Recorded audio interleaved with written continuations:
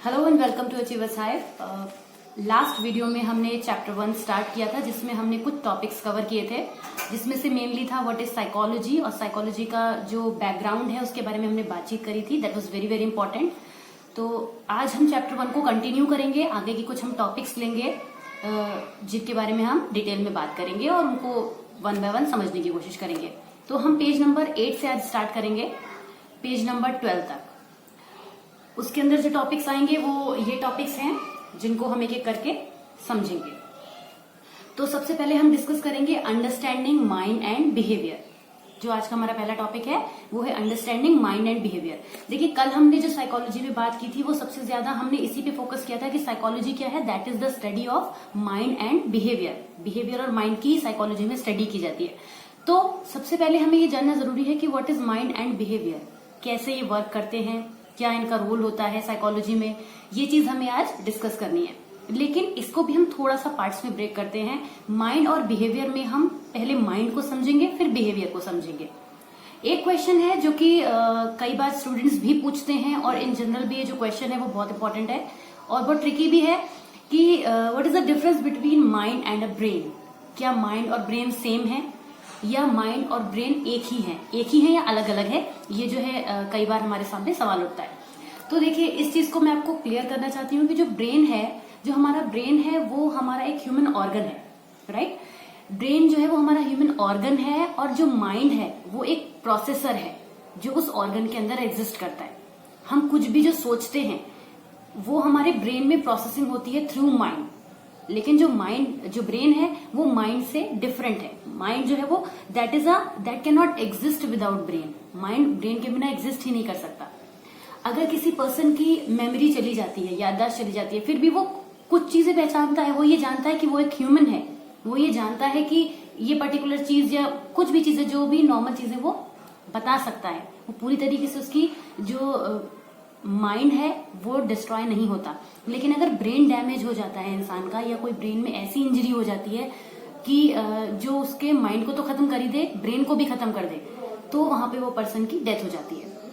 तो जो माइंड है, जो ब्रेन है वो बिल्कुल डिफरेंट है। माइंड जो है वो बिल्कुल डिफरेंट है ब्रेन से, और ब्रेन और माइंड दोनों अलग अलग हम समझते हैं।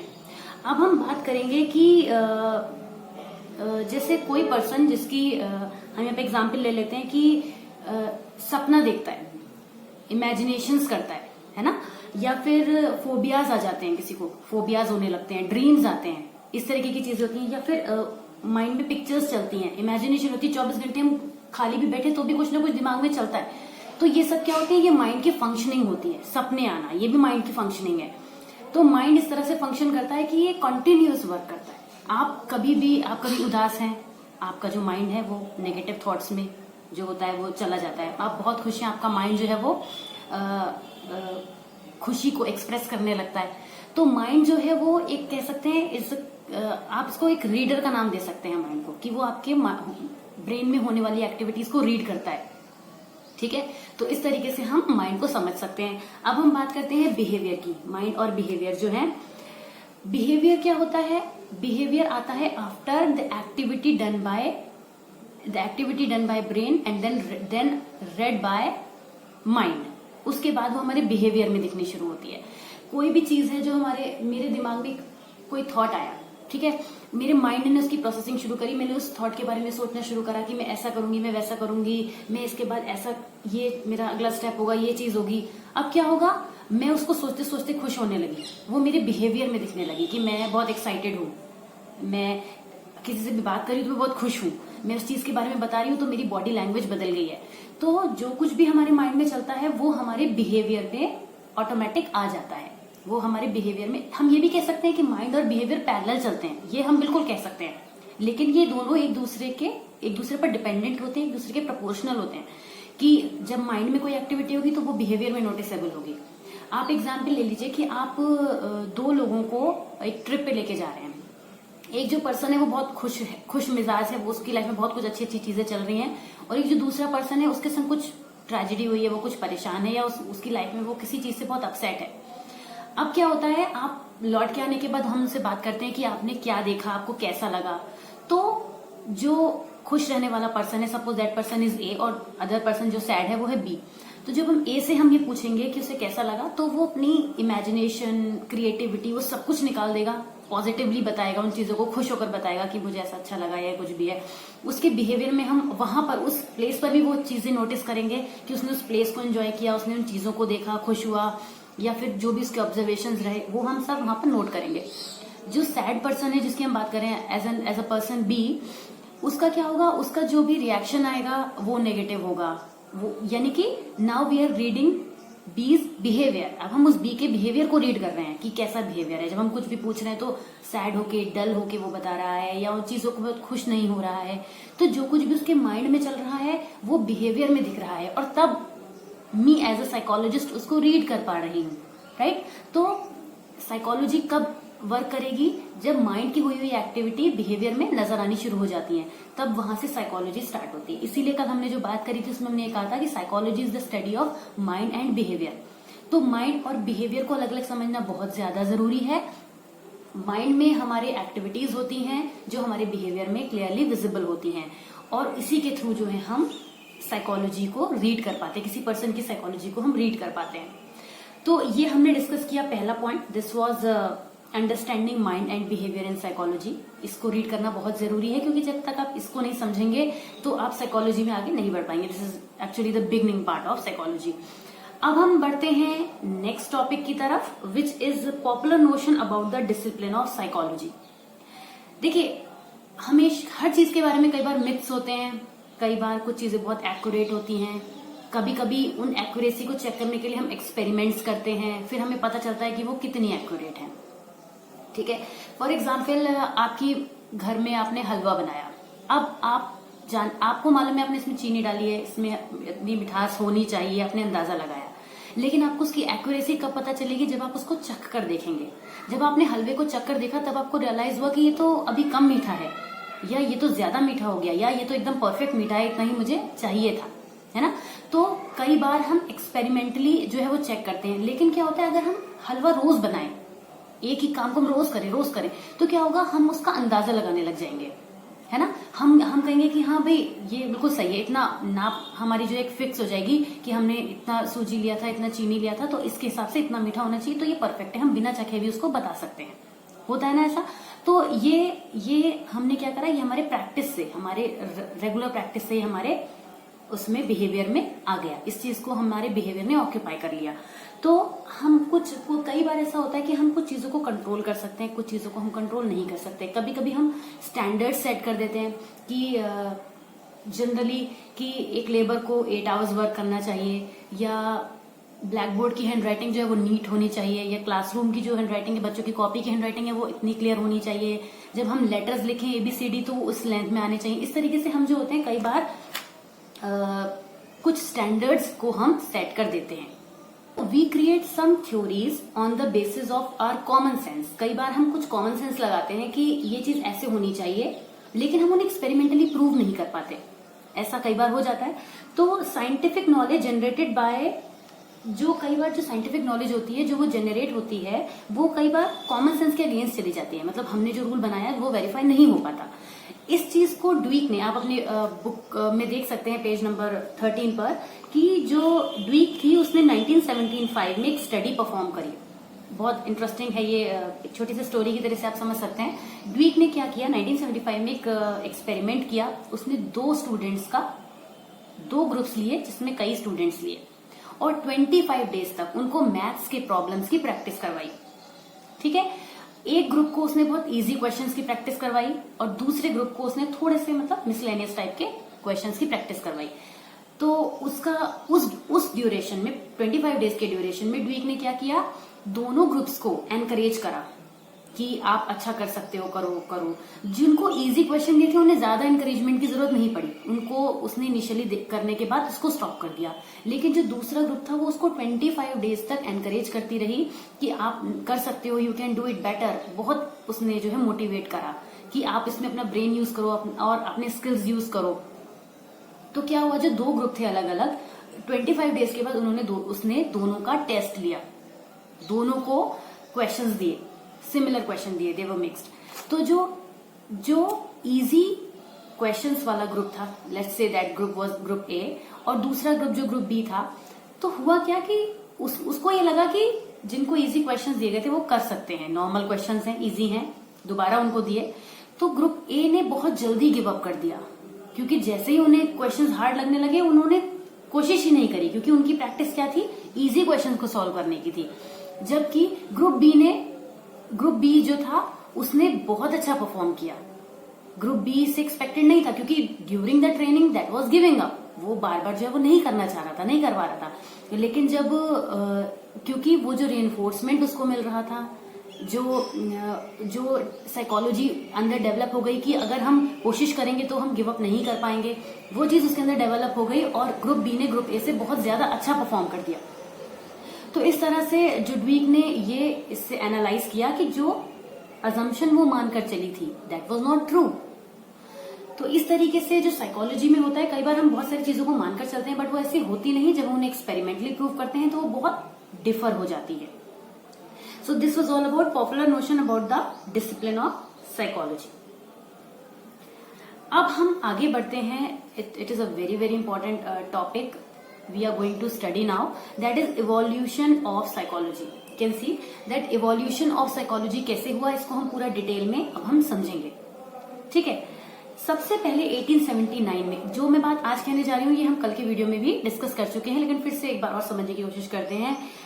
1879 में लेप्जिग जर्मनी में German psychologist, and then he was a scientist because he did work for psychology, so he became a psychologist. He worked in the field of psychology, so he became a psychologist.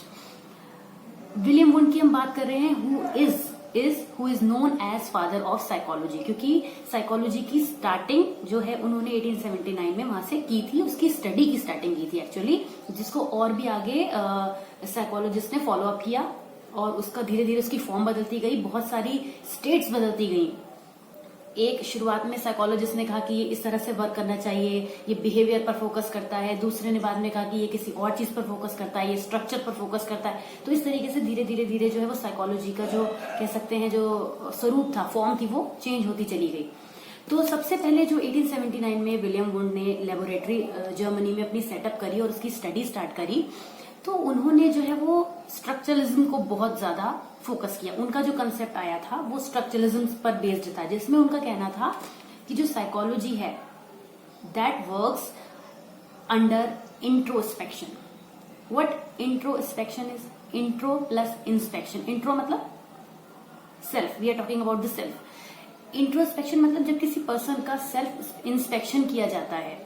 Introspection, एक्सट्रोस्पेक्शन, inspection कई type के होते हैं. फिलहाल हम यहाँ पे structuralism के according जो विलियम वुंड ने दिया था उसकी बात कर रहे हैं. तो उसमें उन्होंने कहा कि इंट्रोस्पेक्शन जो है वो बेस है साइकोलॉजी का, और जब कोई भी पर्सन इंट्रोस्पेक्शन करता है तो या हम किसी पर्सन का इंट्रोस्पेक्शन करने की कोशिश करते हैं, या उससे हम डेटा उसका इंट्रोस्पेक्शन करने के बाद लेने की कोशिश करते हैं जो भी इंफॉर्मेशन है, और उसके बेसिस पर हम उसके बिहेवियर और माइंड की स्टडी करते हैं और किसी रिजल्ट पर आते हैं. That is the study of psychology, ऐसा विलियम वुड ने कहा. लेकिन बहुत सारे साइकोलॉजिस्ट जो और भी थे उसके बाद जो इस फील्ड में स्टडी कर रहे थे, उन्होंने इस चीज को डिनाई कर दिया. उन्होंने पूरी तरीके से डिनाई कर दिया, क्योंकि उनका ये कहना था कि ये साइंटिफिकली प्रूव नहीं हो रहा है, इसको हम साइंटिफिकली प्रूव नहीं कर पा रहे हैं, क्योंकि हम किसी भी पर्सन के, जो भी पर्सन कोई हमें बता रहा है उसमें कितने % ऑनेस्टी है, कितने % ट्रुथ है, वो हम नहीं जानते. तो हम बिहेवियर को किसी एक्सपेरिमेंट के बेस पर हम अगर चेक करें और वो एक्सपेरिमेंट वेरीफाइड हो, तो उसके बिहेवियर को हम उस मेजरमेंट पर जो है हम मेजर करें तो हम कुछ कह सकते हैं. लेकिन जो खुद कोई पर्सन हमें कुछ भी बता रहा है हम उसके बेसिस पे कहने लग जाए, that is not practically true. तो इस तरीके से बहुत सारे साइकोलॉजिस्ट आए और उनको जो है उनका ये कंसेप्ट जो है वो बिहेवियरिज्म का सेटिस्फाई नहीं कर पाया. उस तरीके से 1879 के बाद कुछ समय के बाद ही जो ये कंसेप्ट था वो धीरे धीरे फेड आउट होता चला गया. इसके बाद कैम्ब्रिज में अमेरिकन साइकोलॉजिस्ट विलियम जेम्स ने अपनी लैब जो है वो सेटअप की. उन्होंने फंक्शनलिस्ट अप्रोच को बढ़ावा दिया. उनका ये कहना था कि जो फंक्शनलिस्ट अप्रोच है वो इस बात पर वर्क करती है कि माइंड और बिहेवियर कैसे फंक्शन करते हैं एनवायरनमेंट में, ये ज्यादा इंपॉर्टेंट है. अब एक पर्सन जो हमें अपने बारे में बता रहा है और एक हम कह रहे हैं कि हम ऑब्जर्व करेंगे कि वो एनवायरनमेंट में कैसे बिहेव करता है, उसका माइंड कैसे रिएक्ट करता है, तब उसका जो बिहेवियर निकल के आता है आउटकम, ये उसके बिल्कुल ऑपोजिट थी, ये बिल्कुल अलग थी उससे जो अभी तक विलियम वुंड कह रहे थे। अब जो विलियम जेम्स ने कहा, उनका जो कहना था वो बहुत अलग था। उन्होंने ये कहा कि बिहेवियर और माइंड की स्टडी करना, बट एनवायरनमेंट में वो कैसे आता है निकलकर, वो साइकोलॉजी है। दैट ऑन दैट बेसिस हम जो है वो साइकोलॉजी का को जज कर सकते हैं, या पर्सन के बिहेवियर को हम जज कर सकते हैं। फिर क्या हुआ, अर्ली 20th सेंचुरी में, अब और आगे बात बढ़ी, उन्होंने इस पर काफी स्टडी करी, फिर उसको जो है वो थोड़े समय तक ही वो रहा। 1910 में जो ये हुआ था, फिर अर्ली 20th सेंचुरी में क्या हुआ, एक नया प्रोस्पेक्टिव आया, गेस्टाल्ट साइकोलॉजी। ये काफी वाइड है, आपका जो बुक में जो चैप्टर नंबर 5 है उसमें हम इसके बारे में डिटेल में स्टडी करेंगे, लेकिन फिर भी मैं अभी आपको थोड़ा बहुत इसके बारे में बताती हूँ कि जो गेस्टाल्ट साइकोलॉजी थी, ये psychology a group of people से आई, which are known as Gestalts. A group of people which believed in this particular psychology, they named it as Gestalt psychology. उन्होंने इसको गेस्टाल्ट साइकोलॉजी का नाम दे दिया, और ये जर्मनी में एमर्ज हुई। ये जो साइकोलॉजी थी ये जर्मनी में एमर्ज हुई। जो जर्मनी के जो लोग थे, जो साइकोलॉजिस्ट थे, उन्होंने मिलकर इस साइकोलॉजी को नाम दिया गेस्टाल्ट साइकोलॉजी। इनका ये कहना था कि what we experience is more than the inputs receive from our environment. जो कुछ भी हमें अपने एनवायरनमेंट से हमें मिलता है उससे ज्यादा हम एक्सपीरियंस करते हैं। ये स्टेटमेंट था कि what we experience is more than the inputs received from our environment. ठीक है ना, इनका ये कहना था कि जो कुछ भी होता है हम उससे कहीं ज्यादा एक्सपीरियंस कर लेते हैं, कहीं ज्यादा परसीव कर लेते हैं, कहीं ज्यादा कंक्लूजन्स भी निकाल लेते हैं। तो इस साइकोलॉजी को, गेस्टाल्ट साइकोलॉजी को काफी समय तक ये चली। इसमें और भी जो है वो मतलब अमेंडमेंट्स भी हुए, काफी सारे चेंजेस भी हुए, लेकिन ये इसने काफी समय तक रूल किया। तो इसके बारे में हम चैप्टर 5 में और ज्यादा डिटेल में पढ़ेंगे, लेकिन हम ये डिस्कस कर रहे हैं वन बाय वन कि किस किस तरीके से स्टेप बाय स्टेप साइकोलॉजी आगे बढ़ी, किस तरह से मॉडिफाई होती चली गई, और आज की जो मॉडर्न साइकोलॉजी है वो इन सबसे बहुत अलग है। अब 1910 की बात है, एक और रिएक्शन आया उसी समय पर, जब ये चल रही थी उस समय पर एक और रिएक्शन आया, जो कि वापस से विलियम वुंड का जो रिएक्शन था, यानी कि वो जो स्ट्रक्चरलिज्म की वो बात करते थे, इसको फिर एक चुनौती देता हुआ, फिर एक टक्कर देता हुआ एक और थ्योरी आई जिसको कहा गया बिहेवियरिज्म। जैसे इसके नाम में ही क्लियर है, ये बिहेवियर पर फोकस्ड थी, बिहेवियरिज्म। जॉन वॉटसन ने जो साइकोलॉजी को डिफाइन किया वो बिहेवियर और रिस्पॉन्स की जो है वो स्टडी के में था। जैसे कल मैंने अपने वीडियो में जो बात करी थी, जो लास्ट वीडियो जो था हमारा, उसमें हमने जो बात करी थी, उसमें हमने ये चीज कही थी कि दो चीजें मैंने कहा था जब हम बिहेवियर की बात कर रहे थे, कि एक था स्टिमुलस, सेकेंड वॉज रिस्पॉन्स, कि to every stimulus there is a response and there is no response without a stimulus, right. तो ये स्टिमुलस रिस्पॉन्स जो थ्योरी थी ये भी इसी ड्यूरेशन में आई है, और ये बिहेवियरिज्म में की जो है बात की गई। बिहेवियरिज्म जिसमें बिहेवियर से कनेक्टेड है, तो वैसे भी इजी है बहुत ज्यादा समझना। तो स्टडी जो थी वो बिहेवियरिज्म की जो इसमें करी गई, which can be measured and studied by the objectional behaviourism of Watson. Watson ने ये थ्योरी दी, वॉटसन ने जो था इसका मतलब कह सकते हैं कि उन्होंने इसको आगे बढ़ाया 1910 में जो ये थ्योरी आई थी बिहेवियरिज्म की, और इसमें उन्होंने बहुत सारे जो है वो डेवलपमेंट भी करे आगे। बहुत सारे साइकोलॉजिस्ट आए, उन्होंने भी इसमें अपने काफी चेंजेस दिए। तो धीरे धीरे जो एक तरफ तो गेस्टाल्ट थ्योरी चल रही थी और दूसरी तरफ बिहेवियरिज्म भी आ गया, तो कुछ मिक्स होकर आगे बढ़ने लगा। तो धीरे धीरे जो है वो चेंजेस होने लगे। इसके बाद हम आगे बढ़ते हैं। अभी तो फिलहाल आपके में इतना नहीं है, लेकिन स्किनर की जो थ्योरी है जो बिहेवियर पर बेस्ड है, स्टिमुलस रिस्पॉन्स थ्योरी है, पैवलॉव की जो थ्योरी है, ये सारी थ्योरीज जो है वो आगे चलकर आपके उसमें सिगमंड फ्राइड ने जो अपनी थ्योरीज दी हैं, तो बहुत सारे आगे बढ़कर इस तरीके से आया। और धीरे धीरे चेंज होते होते जो मॉडर्न साइकोलॉजी है वो मेनली बिहेवियर और माइंड की स्टडी करती है। बहुत सारे साइकोलॉजिस्ट ने बहुत अलग अलग पॉइंट्स दिए, लेकिन एट लास्ट जो आज हम पढ़ रहे हैं वो साइकोलॉजी जो है वो बिहेवियर पर फोकस्ड है, बिहेवियर पर, माइंड पर फोकस्ड है, क्योंकि बिहेवियरिज्म वही लास्ट स्टेज है जहां के बाद धीरे धीरे चेंजेस तो हुए, पर अभी पर्टिकुलरली कोई ऐसा नाम नहीं है। तो साइकोलॉजी जो है वो माइंड और बिहेवियर की स्टडी है, और इस स्टडी को ही आज हम फॉलो कर रहे हैं। इसके बेसिस पर ही जो एक्सपेरिमेंट्स बन रहे हैं, जो भी एक्सपेरिमेंट्स हैं जिनके थ्रू जो है स्टडीज होती हैं, जो हमारे कल्चर में फॉलो हो रही है स्टडी, जो भी इसका जो पैटर्न है पढ़ाई का, वो सब कुछ इसके बेसिस पर ही चल रहा है कि आपको भी जो पढ़ाया जा रहा है या आप आगे चलकर भी जो पढ़ेंगे वो सब कुछ बिहेवियर और माइंड की स्टडी पर ही बेस्ड है।